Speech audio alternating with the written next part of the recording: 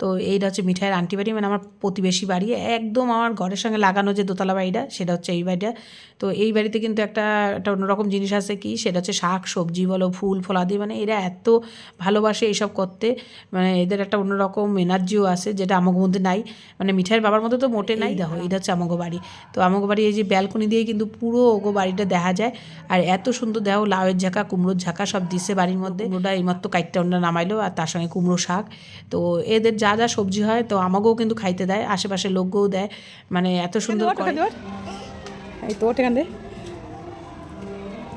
দেখো গাইস, ডিমের ঝোল করবো, তাই ধনেপাতা নিতে আইছি আন্টির বাড়ি, মিঠাইয়ের আন্টি বাড়ি ধনেপাতা নিতে আইছি। আর এই দেখো ফুলকপি গাছগুলো কি সুন্দর হয়েছে। এ লাগবে না তো, এই দেখো কতগুলো দিয়েছে। হ্যাঁ এই দেখো পালং শাক হয়েছে কি সুন্দর, পালং শাক তো বলো। হ্যাঁ আমার ধরে না কি সুন্দর সবজি বাগানটা, শীতের সবজি না, আরো ফুলকপিগুলো অনেকগুলো খাওয়া হয়ে গেছে বলো। হ্যাঁ এরপরে একদিন ওই বাটা খাওয়ার জন্য পাতা নেবো। বেগুন কোথায়, বেগুন ও আজকে তোলা হয়ে গেছে।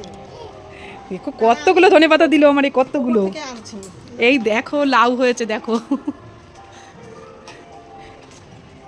হেবি সুন্দর লাউগুলো দেবে। এই দেখো দেখো আবার বেগুন আনতে যাচ্ছে। মা চলে আয় জুতোতে নোংরা লেগে গেছে। এই দেখো গাইস আবার বেগুন নিয়ে আসলো, গাছের বেগুন সেদ্ধ দিয়ে খাবো, দারুণ দারুণ। কি করবি রেখে?